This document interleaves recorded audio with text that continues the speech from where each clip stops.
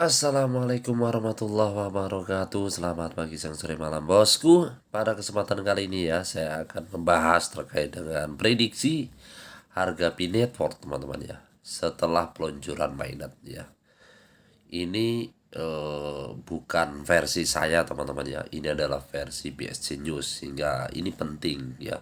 Karena apa? Media BSC News ini merupakan media yang cukup besar yang membahas terkait dengan cryptocurrency.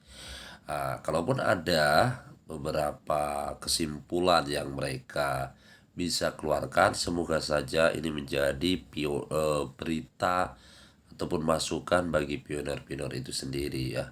Berbicara terkait dengan mainnet yang dilakukan oleh si Pi Network ya, luar biasa teman-teman ya, bahwa Pi Network ini berdiri di tahun 2019 ya teman-teman ya, dan masih berkecimpung dengan apa namanya, berkecimpung dengan bagaimana sih proses KYC-nya ya.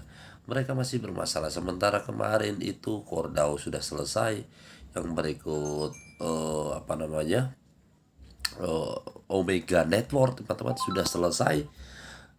Semoga saja ya kedepannya Pi Network ini walaupun dengan proses yang cukup panjang bisa menghasilkan hasil yang jauh lebih baik ya teman-teman ya.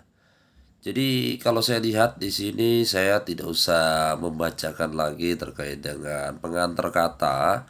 Yang saya akan bisa bacakan itu adalah terkait dengan inti-inti yang mereka keluarkan, dan ini sudah saya translate dalam bentuk bahasa Indonesia teman-teman. Tantangan dan prediksi harga ya terkait dengan Binetworth ya teman-teman ya. Ini katanya ya, berbagai laporan memprediksi harga Pi Network itu setelah peluncuran mainnet itu menantang karena beberapa faktor ya. Jadi ada beberapa faktor menantang Pi Network itu sendiri ya. Yang pertama, keberhasilan mata uang kripto apapun bergantung pada adopsi dan juga kegunaannya di dunia nyata ya. Sementara P-Network memiliki basis pengguna yang berkembang, ia harus menunjukkan nilai nyata dan kasus penggunaan untuk mendapatkan penerimaan luas. Mainnet terlampir membuktikan bahwa jaringan Pi ya saat ini tidak memiliki utilitas dunia nyata ya, yang dapat memberikan nilai substansial kepada pengguna di industri.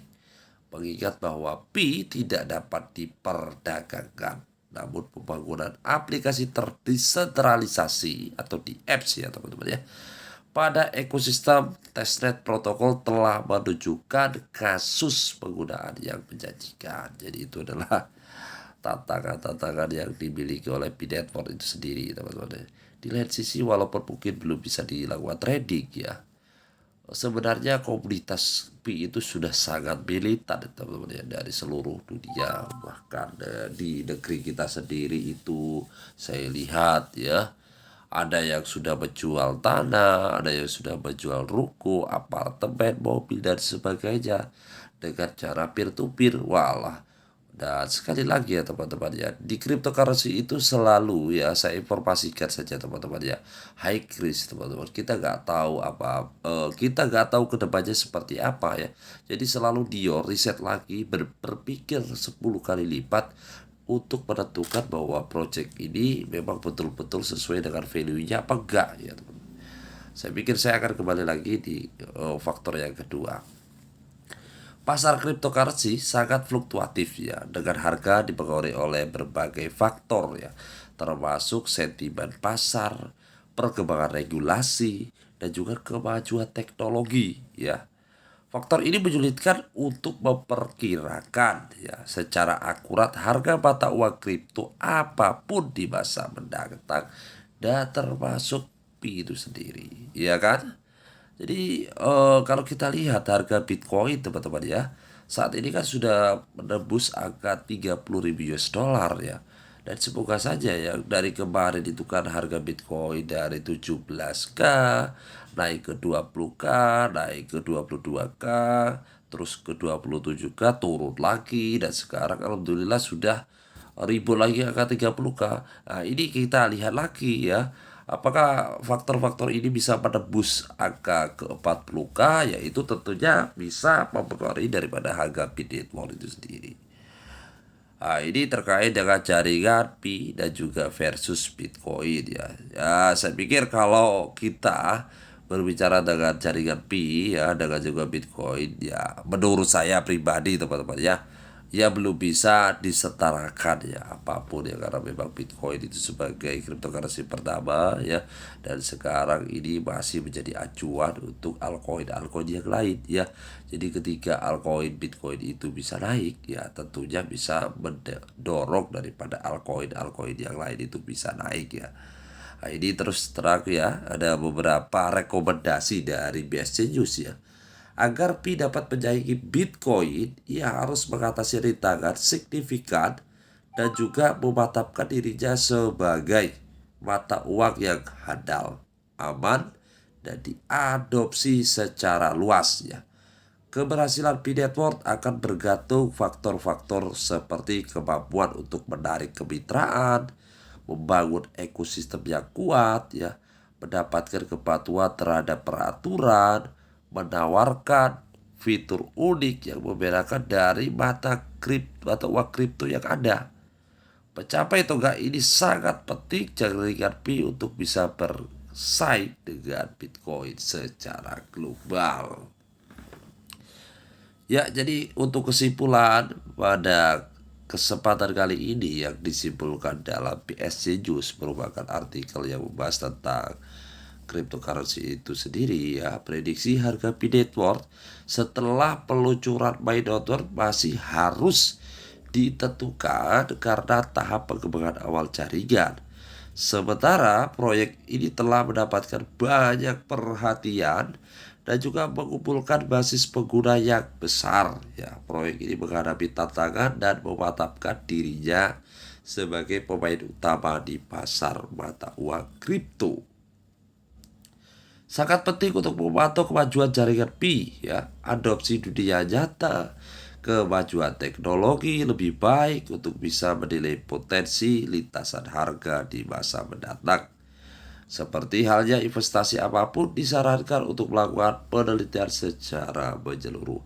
Jadi seperti itu ya teman-teman, kesimpulan terkait dengan harga Pi ya setelah mainnet itu berapa. BSC News itu sendiri juga belum bisa menentukan berapa karena tadi ada dua faktor yang mereka kemukakan, dan ini menjadi masukan buat kita semua teman-teman ya. Jadi seperti itu.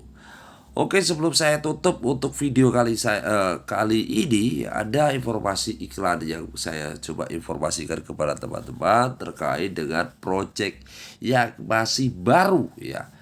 The nextnya CBDC semoga saja menjadi lebih baik dari CBDC. Apa itu?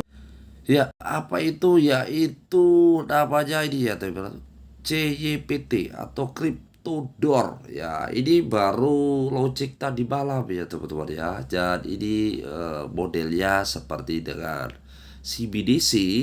Kalau saya lihat sendiri di sini juga sudah ada sertifikat yang mereka keluarkan, istilahnya berarti Crypto Door itu sendiri sebenarnya sudah legal ya. Yang berikut terkait dengan sistem-sistem yang dibuat sebenarnya sudah sangat baik ya teman-teman. Jadi kalau teman-teman kalah gerakan ya, nggak gercep ya teman-teman, hanya plonga-plongo, hanya nonton sana nonton sini ya, jadi teman-teman nanti akan ketinggalan ya. Jadi langsung gaspol aja, langsung nanti saya siapkan di link deskripsi, teman-teman bisa daftar. Dan teman-teman jika berminat silahkan download aplikasinya, kalau nggak berminat juga nggak masalah ya, tergantung kapasitas HP teman-teman apakah mencukupi atau tidak. Yang jelas ini sudah tersedia dalam bentuk web, yang berikut juga tersedia dalam bentuk aplikasi, dan teman-teman tinggal mengklaim saja dalam waktu ya minimal adalah 1 kali dalam 24 jam. Sekali lagi kumpulkan saja sebanyak-banyaknya. Di sini mereka mengklaim bahwa satu token CYPT senilai $0,1 ya. Jadi teman-teman silakan digaspol sebelum terlambat. Wassalamualaikum warahmatullahi wabarakatuh.